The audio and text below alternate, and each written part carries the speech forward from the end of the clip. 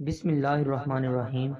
حضرت جنید بغدادی رحمۃ اللہ علیہ کسی درسگاہ کے فارغ التحصیل تھے۔ حضرت جنید شاہی اکھاڑے کے نامور پہلوان تھے۔ اہلیت کے ایک فرد کی تعظیم کی بدولت سید الطائفہ کہلائے۔ لیجئے اب پورا قصہ سنیے۔ بغداد میں ایک سید صاحب رہتے تھے جو نہایت عسرت اور تنگ دستی کی زندگی بسر کر رہے تھے۔ ان کی بچی جوان تھی، لیکن اتنی استطاعت نہ تھی کہ وہ اس کی شادی کر سکیں۔ آپ کو ایک تدبیر سوجی کہ شاہی پہلوان سے کشتی لڑنے کا اعلان کر دیا۔ ان کے اس اعلان سے شہر میں تہلکہ مچ گیا، کیونکہ شاہی پہلوان جنید سے مقابلے کی کسی کو جرأت نہ تھی۔ لوگوں نے انہیں سمجھایا کہ وہ اس اعلان سے دستکش ہو جائیں اور جنید سے کشتی لڑنے کا ارادہ ترک کر دیں، لیکن وہ اپنے ارادے پر ڈٹے رہے۔ بالآخر بادشاہ کے حکم پر کشتی کا اعلان کر دیا گیا۔ دونوں پہلوان لنگوٹ باندھ میدان میں اترے۔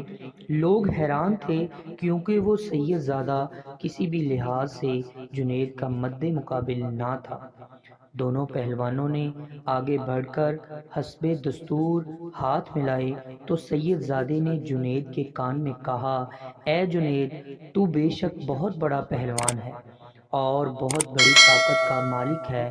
میں تمہارا مقابلہ کسی بھی طرح کرنے کا اہل نہیں ہوں، لیکن کیا کروں، سخت پریشان ہوں اور میری مجبوری ہے جس نے مجھے تم جیسے شاہزور سے کشتی لڑنے پر اکسایا ہے۔ اے جنید سن، میں ایک سید زادہ ہوں، اس قدر مفلوق الحال ہوں کہ اپنی جوان بیٹی کی شادی سے بھی معذور ہوں۔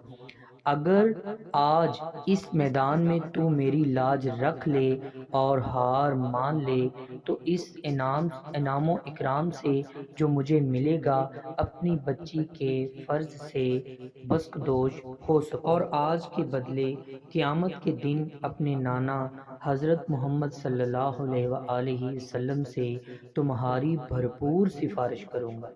یہ بات سن کر جنید نے ایک لمحہ سوچا، بات سینے میں اتر گئی، فوراً سید زادے کے اس معاہدے پر رضامندی کا اظہار کر دیا۔ کشتی شروع ہو گئی، داؤ پیچ چلنے لگے، اور پھر لوگوں نے دیکھا کہ شاہی پہلوان جنید، جس کی قوت اور ہیبت سے بڑے بڑوں کے پتے پانی میں جاتے تھے، ایک کمزور سے شخص کے ہاتھوں میدان میں چت پڑا تھا۔ شاہی خزانے سے سید زادے کو خوب نوازا گیا۔ جنید سرنگوں ایک طرف بیٹھا تھا۔ لوگ جنید کی شکست پر طرح طرح کی قیاس آرائیاں کر رہے تھے۔ رات کو جنید نے خواب میں دیکھا، حضور سرور کائنات آقائے دو جہاں صلی اللہ علیہ وآلہ وسلم فرما رہے تھے، اے جنید، تو نے میرے تعلق کی لاج رکھی، تو نے میری نسبت کی عزت کی خاطر شکست کا داغ لیا، تو نے ایک جوان کی محض اس لیے عزت و توقیر کی کہ اس کی نسبت مجھ سے ہے، اور اس لیے تو نے اپنی عزت و شہرت کی پرواہ تک نہیں کی۔ جا، آج سے تو سید الطائفہ بنا دیا گیا۔ سبحان اللہ، ماشاء اللہ، الحمدللہ۔